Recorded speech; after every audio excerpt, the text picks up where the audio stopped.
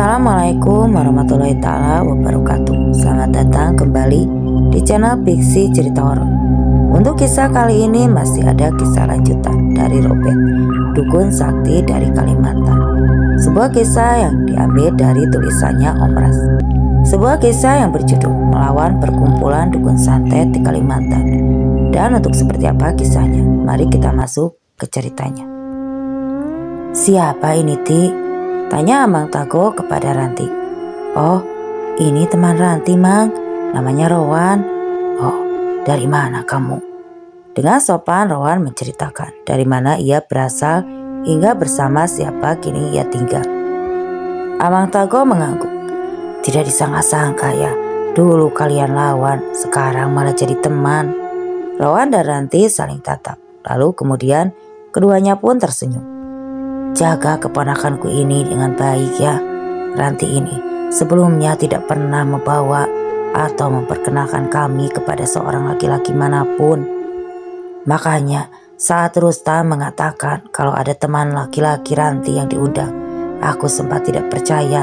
Makanya aku sengaja datang untuk memastikan. Ucap Amang Tago. Iya, Mang, pasti saya akan menjaga Ranti dengan baik. Ucap Rowan sambil bibir tersenyum. Pipinya yang putih memerah. Ya sudah ya, kalau begitu nanti kamu ajak Rowan main ke rumah Amang. Kalau begitu Amang pergi dulu ya.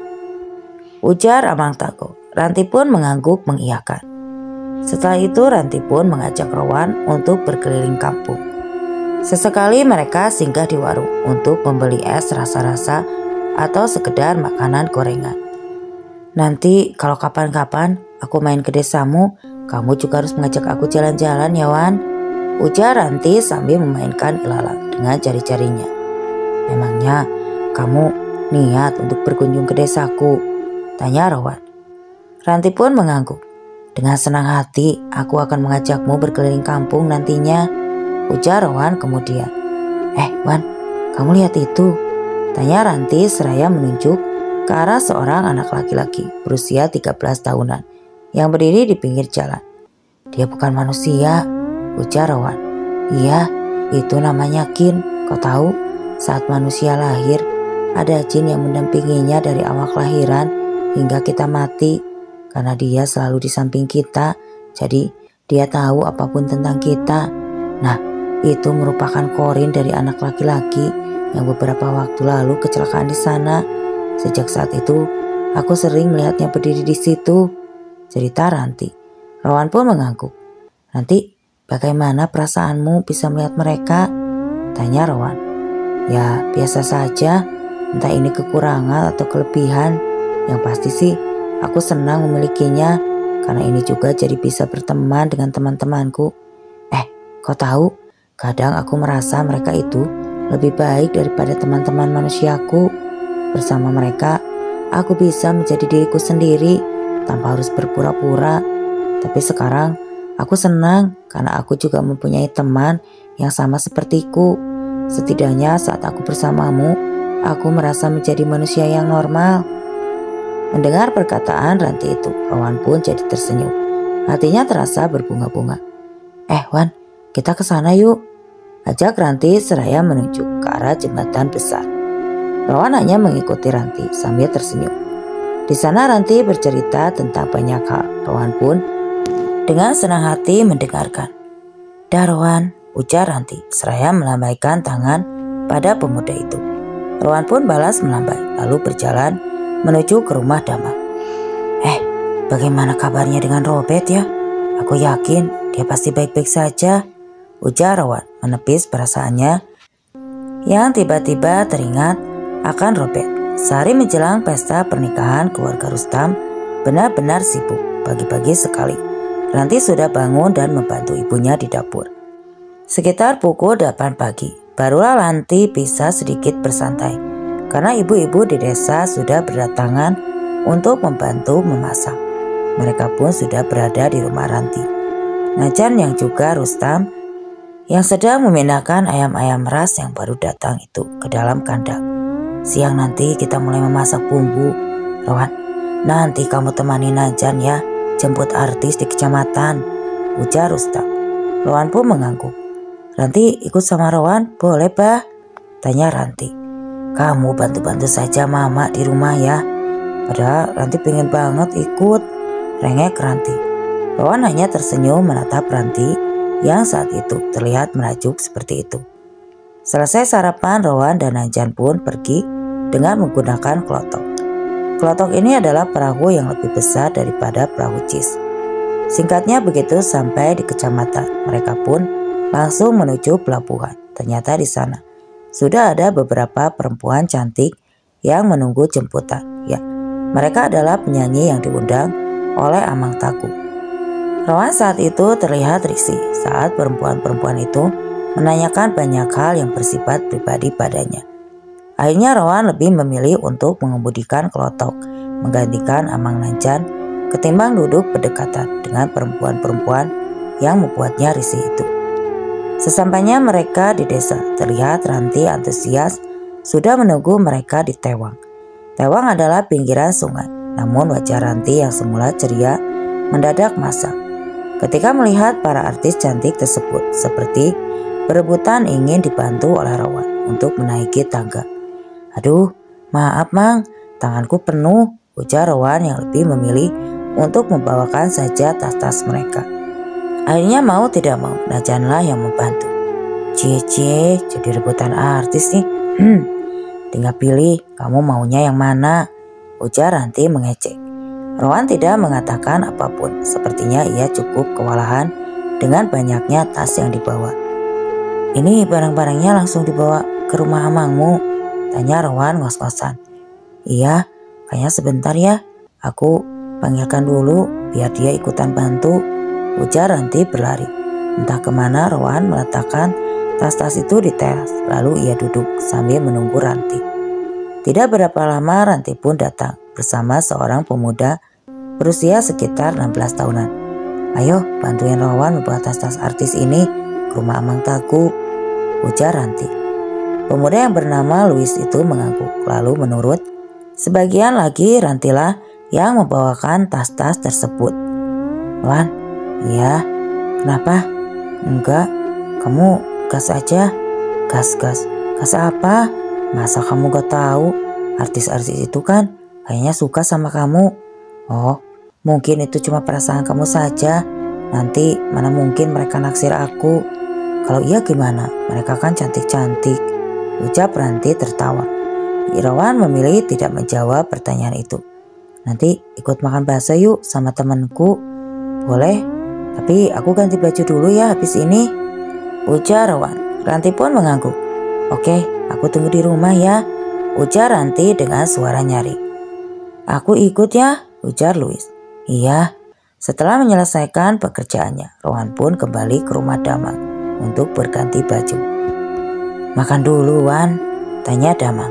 Oh iya Mang, makasih, saya mau jalan dulu sama temen. Dengan langkah semangat, Rowan pun berjalan menuju ke rumah Ranti. Yang ternyata di sana sudah ada beberapa orang teman Ranti yang berkumpul. Nah, ini temanku yang sudah kuceritakan, namanya Rowan. Rowan, kenalin, ini teman-temanku.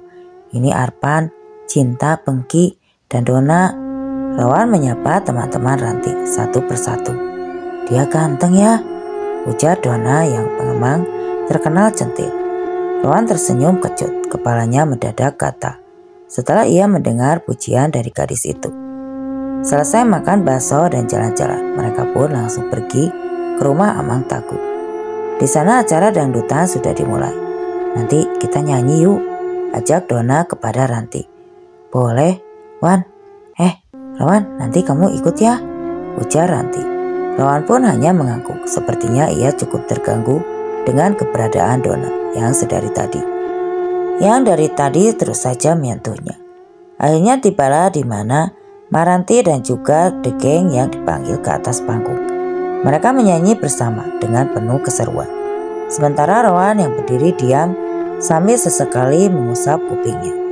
Pagi-pagi sekali Ranti sudah mandi dan mengenakan pakaian yang sudah disiapkan dari jauh-jauh hari untuk dipakai di acara pernikahan As.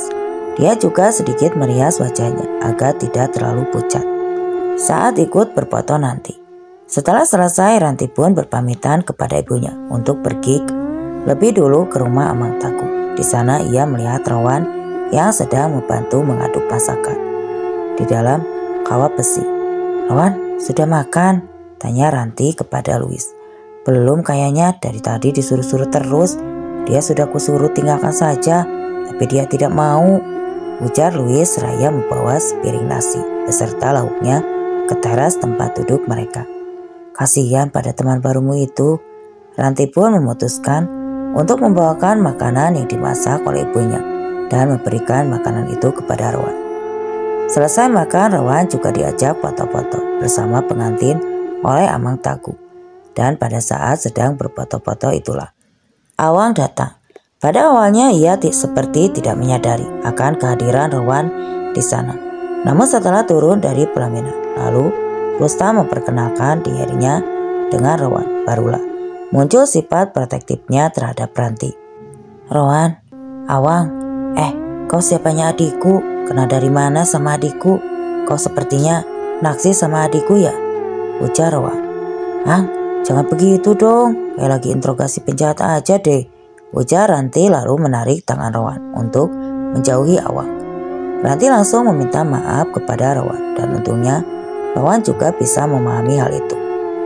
Tiba-tiba saja Ranti terdiam, matanya melotot menatap banyak makhluk menyeramkan yang muncul di tengah-tengah pesta pernikahan itu. Rowan pun merasakan hal yang sama, perasaannya mendadak tidak enak. "Kau merasakannya juga, Ranti?" tanya Rowan menatap mata Ranti yang masih melotot. Aku melihatnya, Wan. Mereka banyak sekali." Tiba-tiba terdengar teriakan dari salah satu tamu. Jin itu masuk ke dalam mulut orang itu," ujar Ranti panik. Rowan langsung berbalik badan. Dia berlari ke orang yang tadi berteriak. Dengan sigap ia mempegangi orang itu. Setelah berhasil mengunci pergerakan orang tersebut, Rowan langsung merapalkan mantra pengusir dan tidak lama kemudian tubuh orang itu melemah. Namun tidak hanya sampai di situ saja, karena tidak lama setelahnya terdengar lagi teriakan bersautan dari beberapa tamu.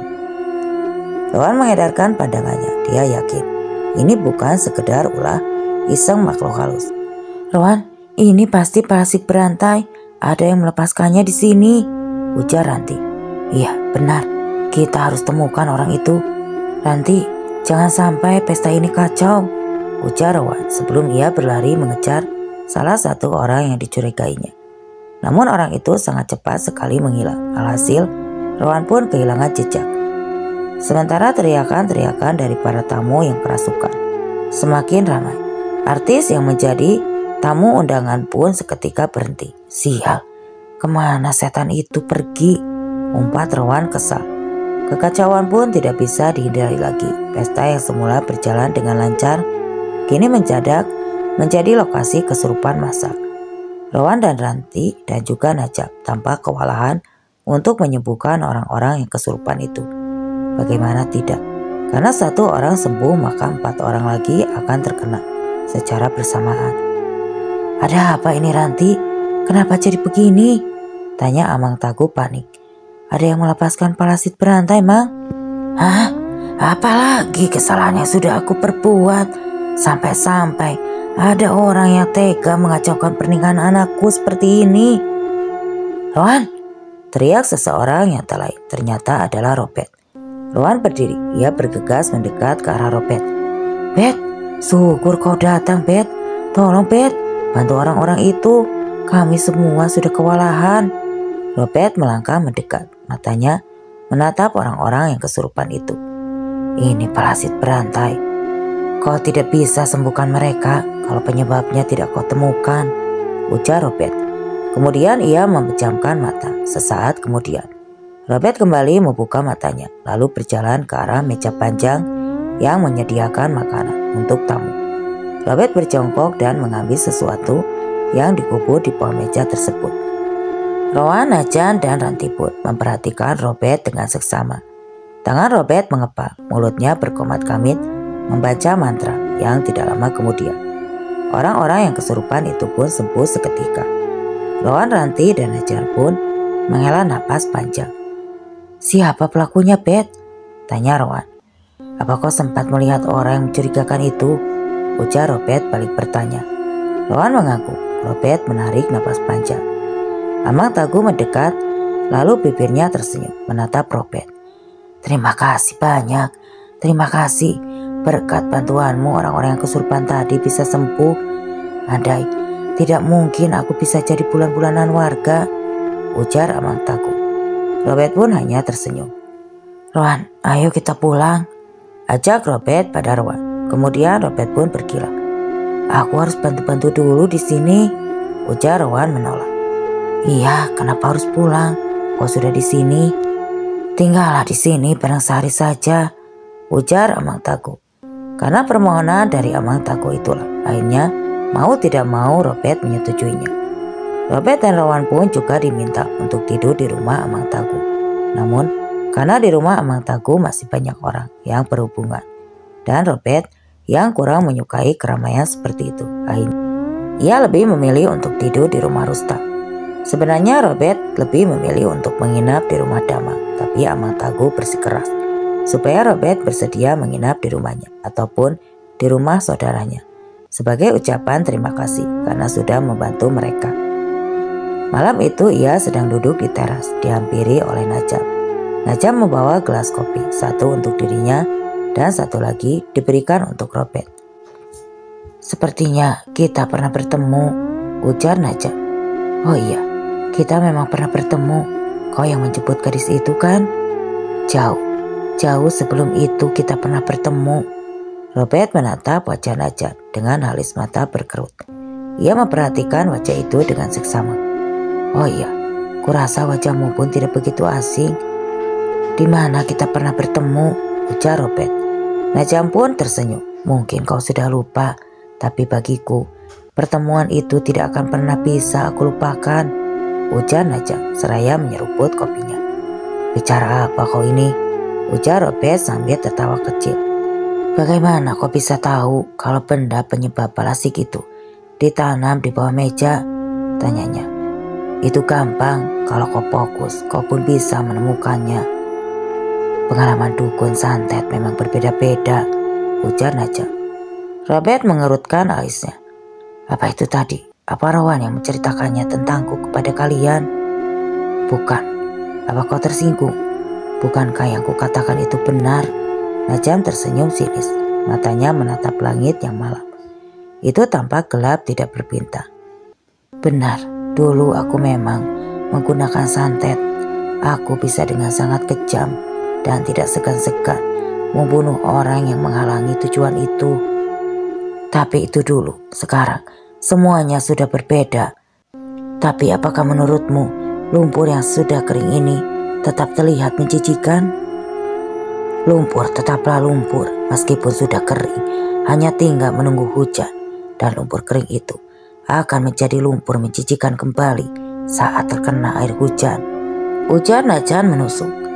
Senyum Robert semakin sinis. Apakah kau ingin menjadi yang pertama masuk ke dalam kubangan memerintah, Najam? Kini giliran Najam yang tertawa. Maafkan mulut kasarku ini, Robert. Tidak seharusnya. Aku mengungkit luka lama, tapi jika benar kau sudah berubah, kurasa kau pasti pernah merasakan sakit saat melihat orang yang kita tolong meregang nyawa, karena kita tidak dapat membantunya, ujar Najam lalu beranjak dari duduknya meninggalkan Robert yang terdiam seribu bahasa. Dia berusaha keras untuk mengingat bagaimana pertemuannya dengan Najam.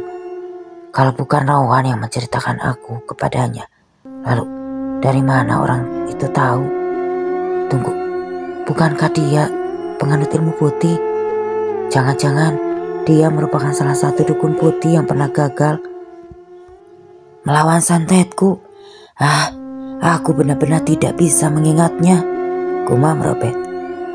Bet, kenapa sih? Tanya Rowan yang baru saja keluar dari dalam rumah bersama Ranti. Tidak apa-apa, jawab Robert. Kak Robert, panggil Ranti. Iya, aku sudah dengar cerita tentang kakak dari Rowan tadi. Baru saja, ujar Ranti. Robert menatap Rowan tajam. Sudah keberapa orang kau mengobrol cerita tentangku? Tanya Robert kepada Rowan. Baru ke Ranti, Bet. Lagian siapa pula yang penasaran dan ingin tahu tentang kau di sini? Aku menceritakan tentangmu pada Ranti pun karena dia tadi takut padamu. Maaf Kak Robert, tidak seharusnya aku. Ranti sengaja menggantung perkataannya. Robert tersenyum simpul, menatap Ranti. Sudah, tidak perlu minta maaf. Wajar saja kalau kau merasa takut. Aku mau ke sungai dulu ya, Bet, bisik Rowan pada Robert. Kak Robert, sebenarnya Ranti ingin belajar cara untuk mengendalikan kemampuan Ranti pada kakak. Apakah kakak mau mengajari Ranti? Tanya Ranti. Aku tidak pandai mengajari orang. Aku takut salah mengajarimu, ujar Robert. Ranti menghela napas panjang. Tiba-tiba saja Ranti dan Robert fokus pada kedatangan satu sosok berwajah seperti kuda dan bertubuh manusia yang datang mendekat ke arah mereka. Ada apa? Tanya Ranti. Ada serangan, Ranti. Pengantin kerasukan dan ingin membunuh dirinya sendiri, ujar sosok itu. Ayo cepat ke situ, ke sana, ujar Robert seraya beranjak dari duduknya. Robert pergi terlebih dahulu, sementara Ranti memanggil Najan dan ayahnya yang sedang ngobrol di dalam rumah. Saat Robert sampai di rumah Amang Tagu, terlihat suasana di dalam rumah itu semakin kacau. Terdengar teriakan histeris dari dalam rumah dari seorang perempuan. Buka pintunya, ujar Robert pada istri Amang Tagu. Saat pintu terbuka, terlihat pengantin perempuan yang merupakan istri dari As itu dibaringkan di atas kasur dengan keadaan kaki dan tangan terpasung. Robert menatapnya dengan tatapan tajam. Ambilkan baladuku, ujar Robert pada As. Tanpa bertanya apa-apa lagi, As langsung mengambilkan lada seperti yang diminta oleh Robert. Tidak lama kemudian Ranti pun masuk ke dalam. Astaga, mereka banyak sekali di sini, gumam Ranti. Ini ladanya, ujar As yang datang dengan membawa satu plastik lada. Untuk Ranti, kau yang lakukan. Tempelkan itu pada ujung jari kakinya, ujar Robert lalu membisikkan sesuatu kepada Ranti. Baca itu saat kau melakukannya, ujar Robert dengan cepat. Ranti menuruti perkataan Robert. Tidak lama setelahnya, terdengar suara teriakan kesakitan dari istrinya As. Tahan, jangan sampai dilepaskan. Sampai dia keluar, aku akan mengurus yang lainnya, ujar Robert. Sebelum ia duduk bersila, Robert memejamkan mata. Mulutnya berkumat kamit membacakan mantra. Tiba-tiba saja terdengar tawa seseorang. Suara tawanya meringkik seperti kuda. Terima kasih kau sudah membukakan jalan untukku, ujar suara itu. Lalu kemudian menghilang. Robert membuka matanya seolah paham dengan maksud perkataan dari suara tanpa wujud tadi. Robert langsung berlari keluar rumah. Dia terus berlari dan pikirannya saat itu hanya ada pada Rowan. Dia sangat takut jika terjadi sesuatu kepada Rowan dan benar saja.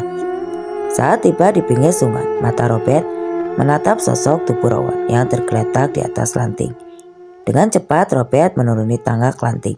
Sesampainya di sana, ia berusaha membangunkan Rowan. Ia mulai dari mencibirkan air hingga menepuk-nepuk pipi pemuda itu dengan keras. Namun Rowan tidak kunjung bangun. Bangsat, sial, akan kubunuh siapapun kalau sampai terjadi apa-apa pada Rowan, ujar Robert. Saat itu dia teramat sangat marah. Malam itu benar-benar kacau. Robert dan juga bagi keluarga Ranti. Bertahanlah Rowan, aku akan menjemputmu, ujar Robert. Kenapa saat-saat seperti ini pintunya dikunci? Ujar Robert kesal. Karena pintunya Rustam terkunci. Padahal barang-barang yang Robert bawa ada di dalam rumah. Alhasil mau tidak mau, Robert terpaksa harus berlari kembali ke rumah Amang Tagu untuk meminjam kunci. Untungnya keadaan di dalam rumah Amang Tagu pada saat itu sudah mulai tenang. Melihat wajah Robert yang tampak panik itu, Ranti lantas bertanya. Ada apa kak? Tanya Ranti. Rowan, aku rasa dia dibawa orang itu, jawab Robert. Rowan, dibawa siapa? Bagaimana bisa? Bukankah Rowan itu juga kuat? Robert tidak menjawab. Setelah mendapatkan kunci rumah dari Ustaz, ia langsung bergegas pergi. Ranti tidak tinggal diam. Dia ikut berlari mengejar Robert. Begitu juga dengan Amang Najan dan juga sepertinya khawatir membiarkan Ranti bersama dengan Robert. "Astaga, ayo bawa ke rumah," ujar Rustam yang melihat keadaan Rowan seperti itu. "Jangan," ujar Robert dan Najan bersamaan. "Kenapa?" tanya Rustam bingung. Dia harus tetap berada di tempat yang sama saat jiwanya keluar. Dengan begitu, jiwanya bisa kembali ke tubuhnya dengan mudah, ujar Najan menjelaskan. Rustam pun mengangguk. Robert sudah duduk bersila di dekat Rowan. Dia akan pergi menjemput Rowan.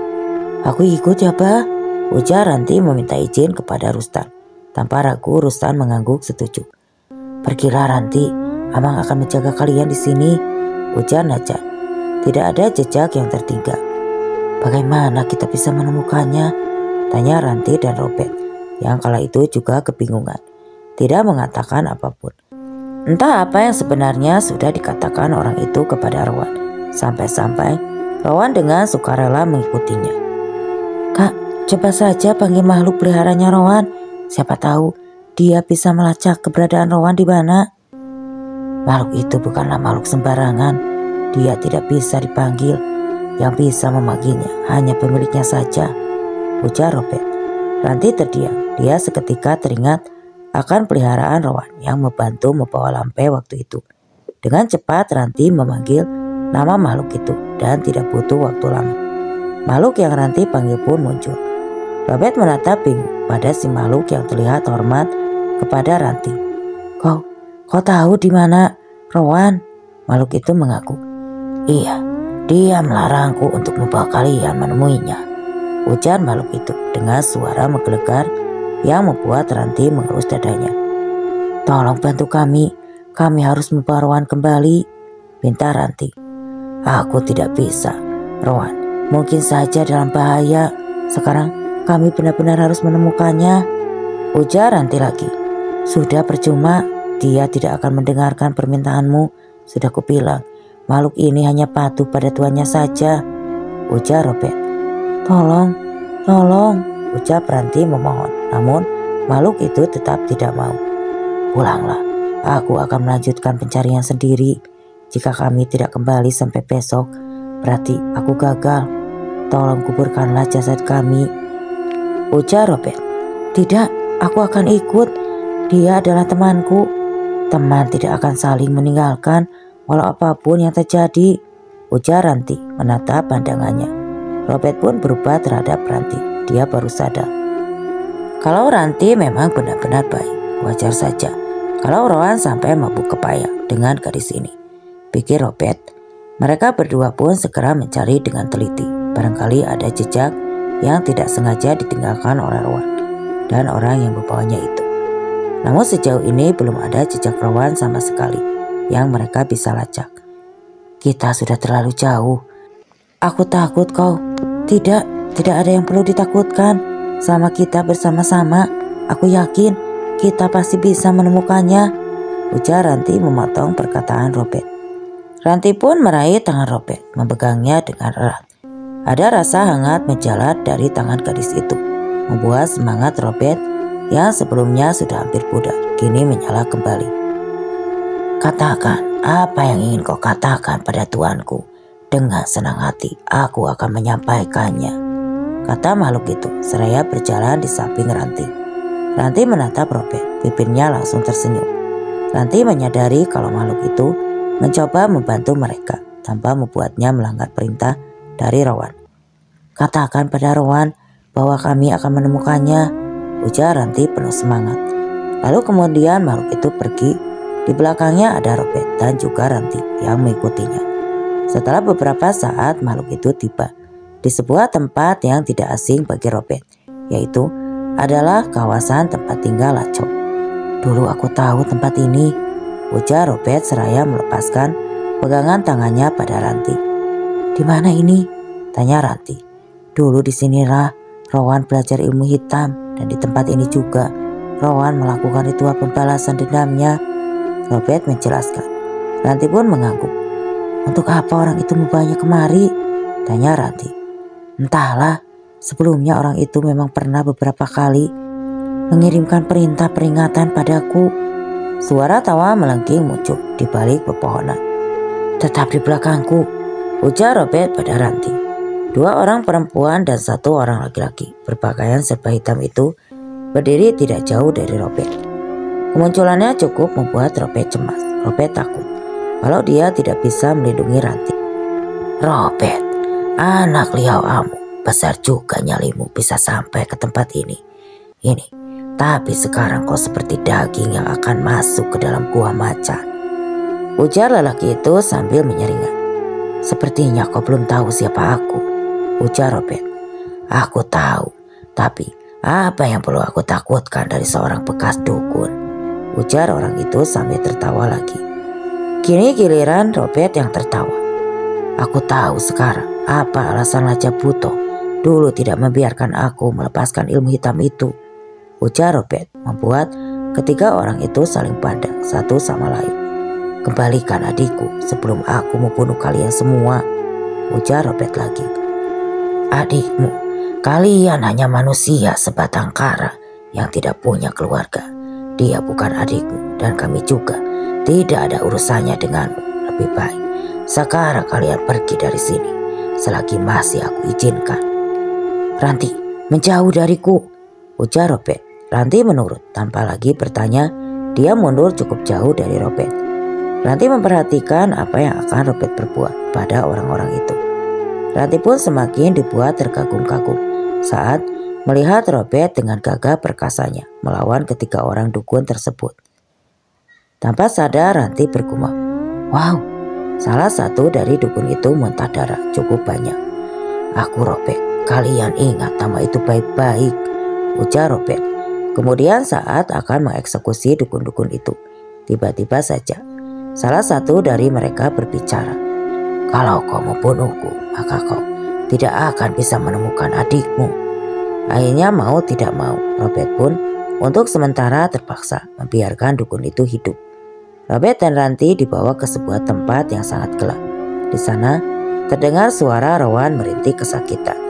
Ternyata Rowan terluka cukup parah karena Robert dan Ranti yang sibuk menatap Rowan. Alhasil dukun tadi pun kabur dan seketika Robert akan mengejar dukun-dukun itu. Ranti melarangnya. Sebentar lagi akan menuju pagi. Untunglah mereka bertiga berhasil kembali dengan selamat. Rowan pun langsung digotong ke rumah Rustan. Di sana dia dirawat dengan sangat baik oleh orang tua Ranti. Ranti menatap Rowan dan Robert di depan pintu kamarnya. Kenapa cuma berdiri di situ? Tanya ibunya. Oh, gak apa-apa mak. Kasihan Robert dan Rowan ya. Mereka sudah tidak punya siapa-siapa lagi. Iya, mereka sekarang punya kita. Kita adalah keluarga baru bagi mereka, ujar Rustam seraya merangkul anak gadisnya itu. Ranti mengangguk. Ia balas merangkul sang ayah. Bet, apa? Bagaimana? Apa kau masih merasa ada yang sakit? Tanya Robert. Kenapa kau memilih ikut bersama mereka? Kau tahu bagaimana perjuangan kami mencarimu, ujar Robert tidak membiarkan Rowan untuk bicara. Maafkan aku, Bet. Aku hanya tidak ingin keluarga Ranti menanggung masalah karena aku. Mereka mengancam kalau aku tidak mau ikut, mereka akan menghabisi keluarga Ranti. Aku tidak bisa, Bet. Aku tidak ingin orang lain menderita. Rowan, kau seharusnya berpikir kita bisa bersama. Kita bisa menghabisi mereka sebelum mereka menyakiti keluarga Maranti lebih jauh, ujar Robert. Tidak semudah itu, Bet. Mereka banyak. Mereka sebuah perkumpulan. Mereka banyak. Dan mereka saling membantu. Dari awal, aku sudah salah. Seharusnya aku mati saja bersama amaiku, Bet. Rowan, lihat aku. Kita berdua adalah saudara. Aku tidak akan meninggalkanmu. Apa yang menjadi masalahmu adalah masalahku juga. Kita harus saling menjaga satu sama lain. Paham? Ujar Robert. Kau tidak tahu seberapa banyak mereka, Bet. Aku ragu kita bisa menghadapi mereka, ucap Rowan lirih. Maaf, bukan maksudku untuk mendengar obrolan kalian berdua. Bukan maksudku untuk ikut campur. Tapi apa katamu tadi? Perkumpulan. Apakah itu perkumpulan dukunkah? Ujar Najan seraya mendekat dan duduk di dekat Rowan. Rowan mengangguk. Aku pernah mendengar ada komunitas semacam itu di tanah Kalimantan ini, tapi aku tidak pernah terlibat langsung dengan orangnya. Tapi tentang perkumpulan dukun itu, aku hanya mendengarnya dari mulut ke mulut. Makanya aku tidak benar-benar perkumpulan dukun itu ada. Tapi setelah mendengarnya dari Rowan, aku yakin kalau perkumpulan dukun itu memang ada. Bisa saja perkumpulan dukun itu melibatkan dukun di Kalimantan, atau mungkin saja se-Indonesia. Ujar Najjan yang membuat Robert terdiam. Kau yakin itu perkumpulan seperti yang Najam katakan, Wan? Tanya Robert. Aku rasa mereka banyak dan bahasanya pun bermacam-macam. Mungkin memang sebaiknya aku menyerah saja, Bet. Tidak mungkin bagi kita melawan satu komunitas dukun seperti itu. Rowan, sudah kepalang basah. Lebih baik kita mandi sekalian. Aku dan Ranti pun sudah terlibat masuk ke dalamnya. Jika apa yang Najam katakan benar tentang perkumpulan dukun itu, maka tidak ada gunanya kau menyerahkan diri. Mereka pun akan tetap memburu aku dan Ranti. Ujar Robert. Rowan terdiam. Mereka banyak sekali, sementara kita cuma bertiga, Bet. Hah? Bertiga? Aku juga akan ikut. Ujar Najjan memotong perkataan. Walaupun kita berempat, tetap saja kalah jumlah. Dan lagi, Maranti dan Najjan beraliran putih. Apa mungkin bergabung bersama kita, Bet? Hitam dan putih itu tidak masalah selagi tujuan kita sama. Tapi kita tidak tahu kapan mereka akan bergerak lagi, Bet. Bisa hari ini, bisa besok, bisa kapan saja. Sementara keadaanku masih begini, Bet. Kita hanya perlu bersiap-siap untuk menyambut mereka saat mereka datang. Kita harus melawan, ujar Robert. Rowan pun menghela napas panjang. Malam itu Robert dan juga Najam pun pergi ke hutan. Dia melakukan sebuah ritual untuk mencoba mencari jejak dukun yang kemarin berhasil kabur. Mereka pintar, mereka tidak meninggalkan jejak sama sekali. Kalau begini ceritanya, kita tidak akan bisa menyerang mereka lebih dulu, ujar Najjan. Kita kembali saja besok. Kita kesini lagi, ujar Robert. Kesini lagi untuk apa? Aku sih yakin salah satu di antara mereka pasti akan kembali lagi. Jika kita terhubung, kita bisa menangkapnya. Untuk apa mereka kembali lagi? Entahlah, aku hanya menduga-duga. Najjan menghela napas. Setelah itu mendengar jawaban dari Robert. Kenapa kau mau membantu kami? Tanya Robert. Oh, maaf, aku tidak membantu kalian, tapi aku membantu Ranti, jawab Najjan. Robert mengangguk. Oh, begitu ya. Aku mengenal anak itu sedari dia kecil. Sewaktu dia masuk ke alam gaib, orang-orang sudah panik mencarinya. Dan dari situlah aku tahu kalau Maranti itu istimewa, cerita Najjan. Kalau kau didik dia dengan baik, aku yakin dia akan bisa melampauiku, ujar Robert. Tapi Ranti pernah bilang kalau dia tidak ingin bertanding kemampuan, karena yang diutamakannya adalah untuk membantu orang saja. Iya, anak itu memang terlalu baik sampai dia rela membahayakan nyawanya sendiri demi untuk membantu orang lain. Oh, apakah kau menyukainya? Tanya Najjan. Awalnya tidak, karena dia menurutku sangat ceroboh. Tapi kemarin sewaktu kami mencari Rowan, disitulah aku sadar. Ternyata di balik kecerobohannya itu terdapat jiwa yang hangat dan dia bisa menyalurkan hal-hal baik pada orang-orang di sekitarnya, termasuk aku. Dan sekarang aku rasa aku sangat menyukainya. Saat Robert dan Najjan kembali, terlihat Rowan dan Maranti juga Rustan yang tengah mengobrol hangat. Bagaimana, Bet? Tanya Rowan. Robert menggeleng. Mereka sangat bersih, ujar Najjan. Rowan menghela napas panjang. Cara lain kita harus bersiap dan menunggu serangan mereka. Tapi Ranti, rasa mereka tidak akan menyerang dalam waktu dekat ini, karena mereka pasti akan menyerang di saat-saat kita lengah, ujar Ranti. Apa benar, Jan? Ada anggota perkumpulan dukun-dukun itu dari seluruh Indonesia? Tanya Rustan. Sementara itu hanya dugaanku saja, Rus, jawab Najam.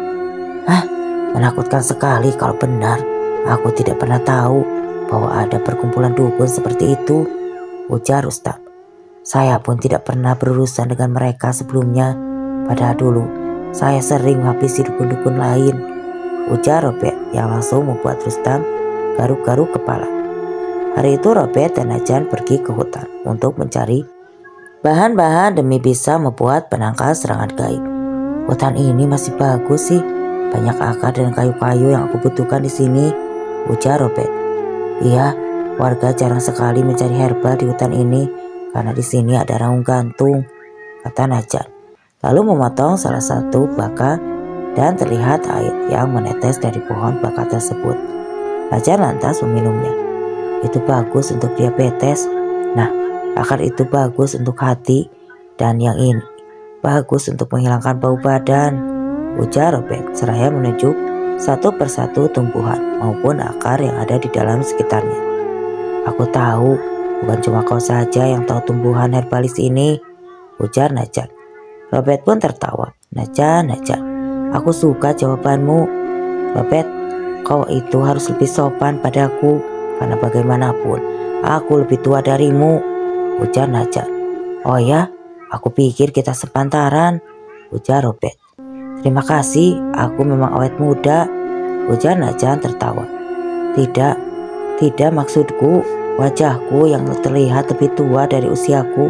Mungkin kalau orang lain menilai saat ini, wajahku sudah seperti lelaki 70 tahunan. Benar kan? Ujar Robert mengejek Najan.